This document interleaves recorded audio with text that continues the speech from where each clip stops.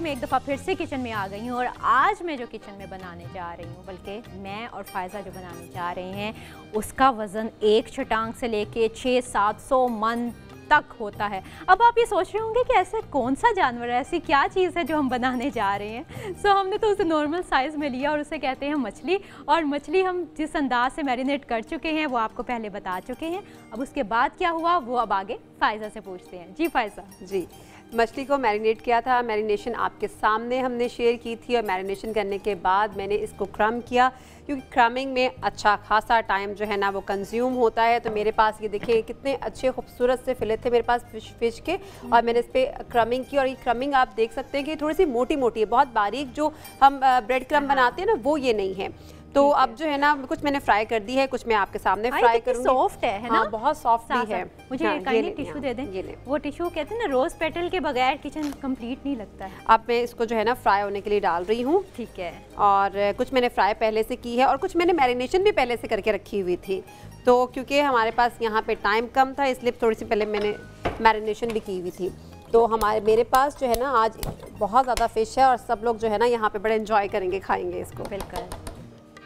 और ये साथ साथ हम इसको डाल रहे हैं फ्राइंग के लिए। अच्छा, इसकी जो कोटिंग है ना वो आप इस तरह से करेंगे कि आप चाहें अगर तो, वैसे तो मैंने इसके अंदर ही कॉर्नफ्लावर भी ऐड कर दिया था, इसके अंदर ही मैदा भी ऐड कर दिया था। अगर आप इसके अंदर ऐड नहीं करना चाहते तो आपको क्या करना होगा कि आप मैरिनेशन कर लें सब स्पाइसेस की, और उसके बाद एग्स भी आप उसके अंदर ना डालें। कॉर्नफ्लावर और मैदा ये सब चीज़ें जो है ना वो आप इसके अंदर नहीं डालेंगे, इसकी कोटिंग करेंगे आप बाहर मसाला मैरिनेशन करने के बाद आप इसकी कोटिंग करेंगे, एग में डालेंगे और कॉर्नफ्लावर में और मैदे में डिप करके आप इसको फ्राई कर लेंगे। ठीक है। तो एक तरीका आप ये भी कर सकते हैं और एक तरीका आप ये कर सकते हैं कि मैदे में कोट करने के बाद एग में कोट करें, एग में कोट करने के बाद आप इसमें क्रम्स लगाएं और फिर फ्राई करें। वो तो ये कोटिंग है, क्रिस्पी ज़्यादा होती है और वो थोड़ी सी ज़्यादा देर तक क्रिस्पी भी रहती है। क्रिस्पी भी होती है, मज़े की भी होती है, आपके दिमाग को भी तेज़ करती है, दिमाग को उस लिहाज से तेज़ करती है। बहुत से बच्चों को कहते हैं ना ये बहुत डल है, इसको एक बात समझाओ बार बार कहते ही जाओ, इसको समझ ही नहीं आती।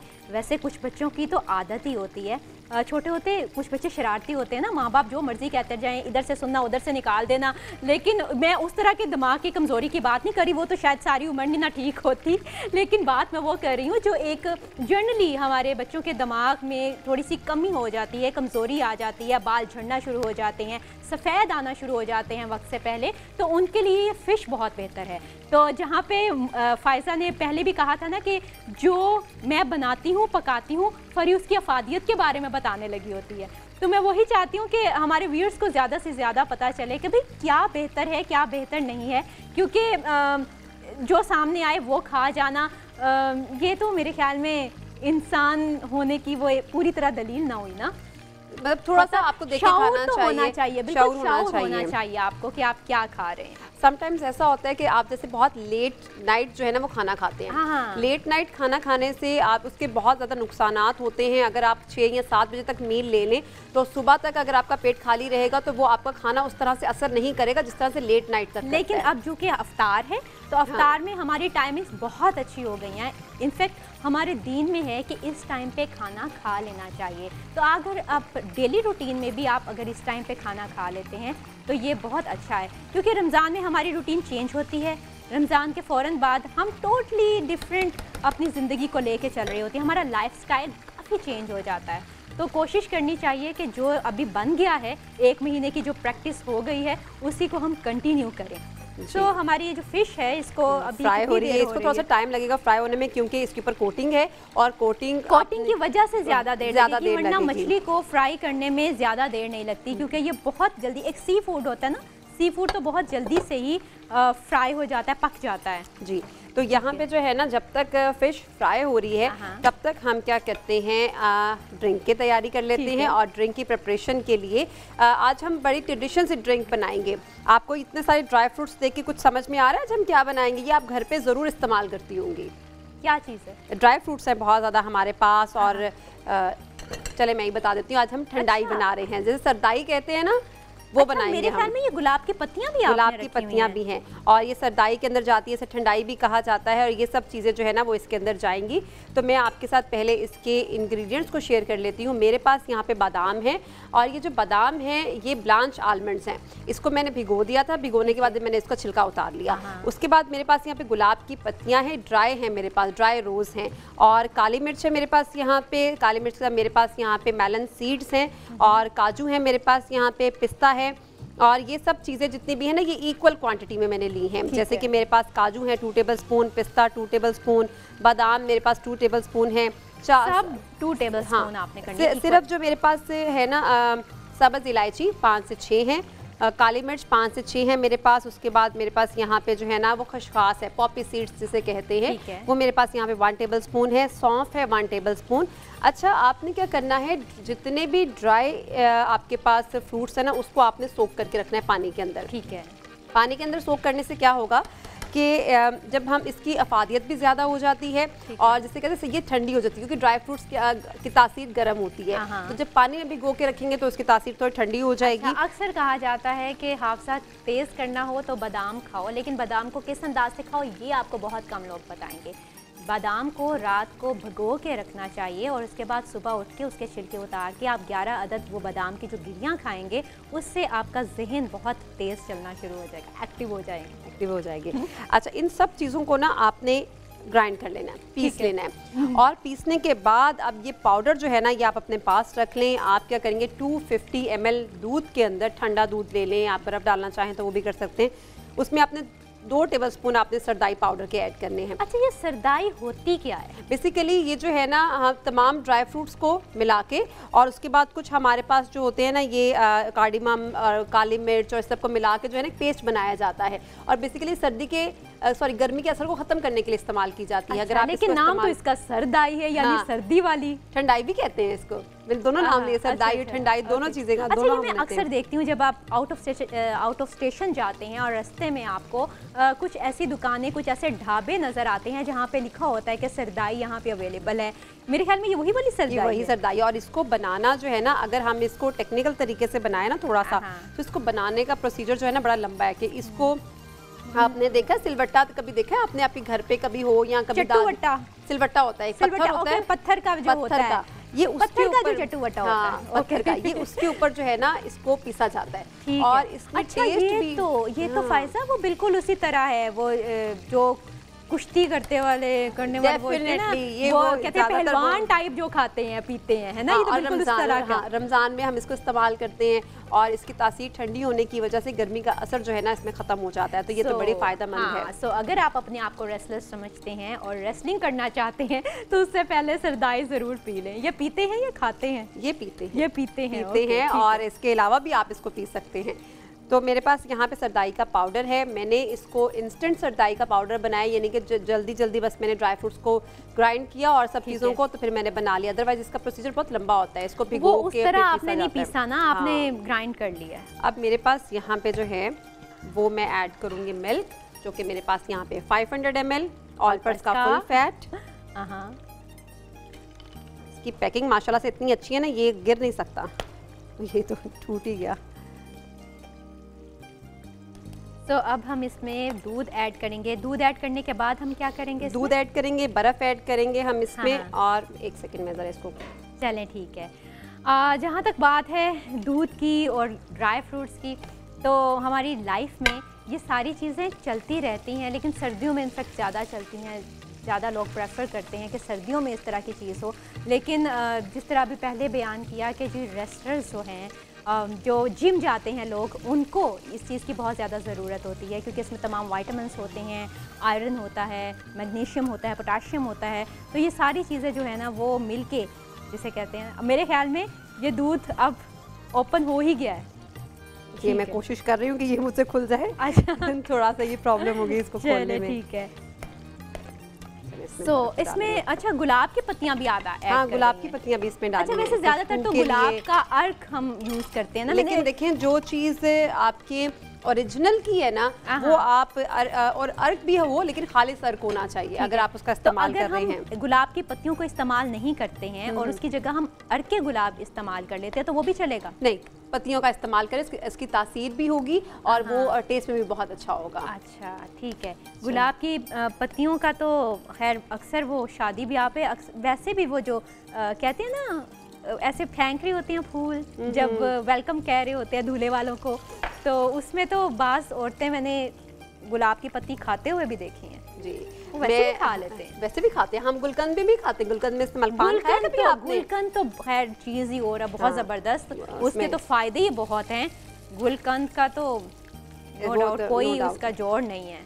अच्छा, ये जो है ना ये फिश हमारे पास फ्राई हो चुकी है। ठीक है, जितने भी हमारे पास फिश इसको हमने फ्राई कर लिया है, इसको भी हम वहाँ पे सर्विंग में रखते हैं। ओके फाइजा, वो मिल्क पैक आप यूज़ कीजिए, वो जो उस साइड पे है।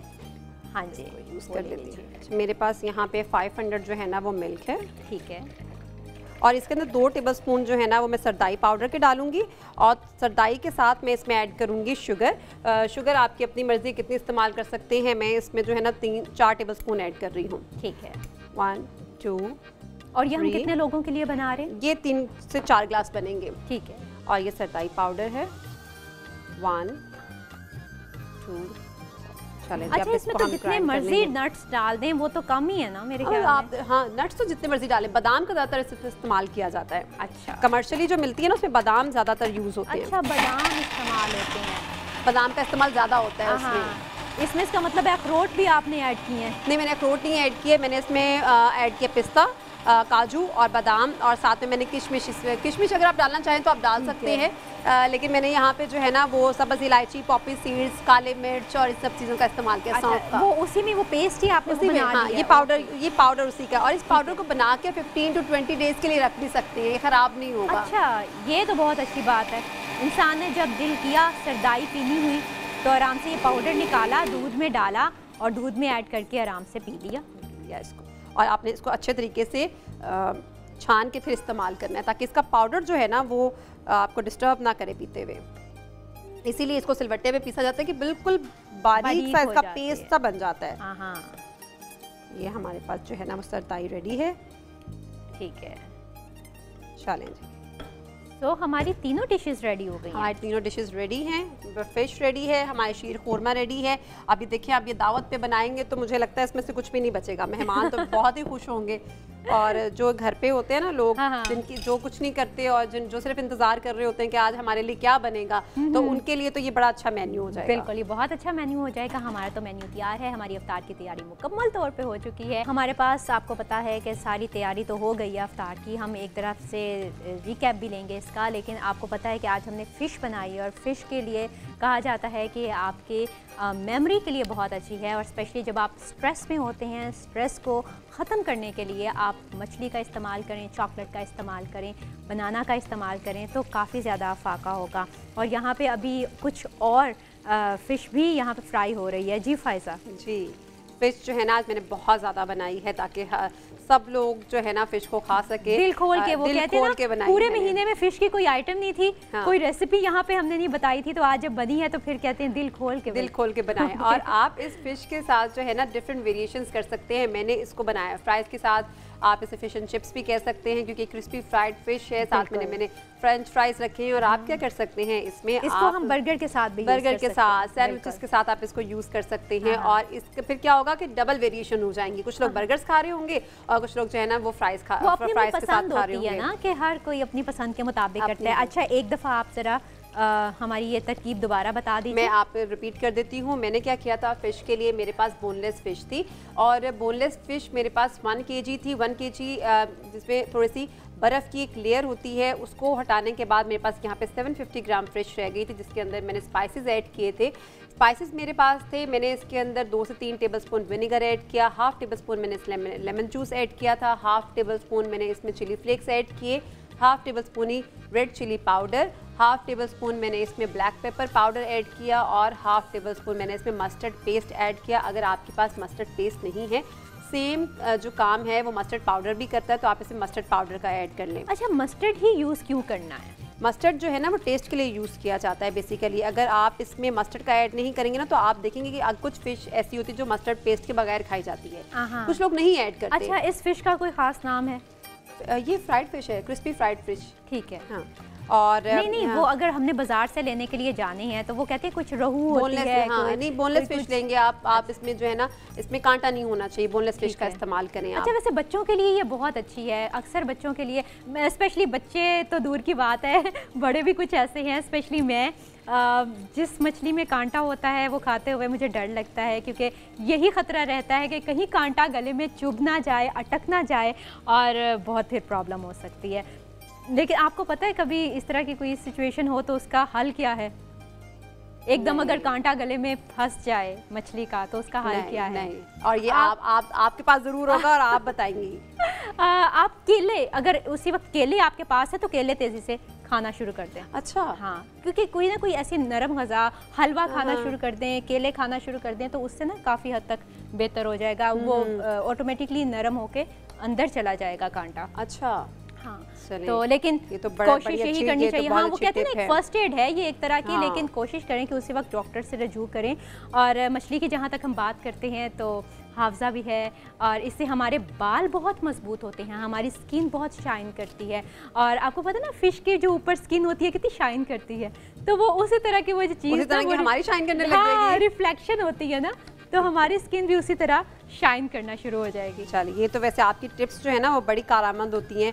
और फिश का तो मैंने मेथड जो है ना एक दफ़ा रिपीट कर दिया, सब मैरिनेशन मैंने बता दी। और अब एक जो स्वीट डिश हमारे पास बनी हुई है इसका भी आप शीर कोरमा ईद के लिए आप लोग बेस्ट है, आप इसको बनाइएगा ज़रूर। और ये एक तो सबसे बड़ी बात ये होती है कि ईद पे सबके पास टाइम बहुत कम होता है। कुछ ऐसी रेसिपी, हमें सिलेक्टिव रेसिपीज़ को डिसाइड करना चाहिए जिसमें हमारा टाइम कम से कम कंज्यूम हो। और ये शीर कोरमा उसमें से एक ऐसी रेसिपी है जिसमें टाइम बहुत कम लगता है और टेस्ट बहुत अच्छा होता है। तो इसके लिए मैं इसका मेथड रिपीट कर देती हूँ। आपको क्या करना होगा, आप इसमें 1.5 किलो दूध लें, उसको थोड़ा सा बॉयल करने के बाद आप उसमें 6 से 7 सब्ज़ इलायची डालें।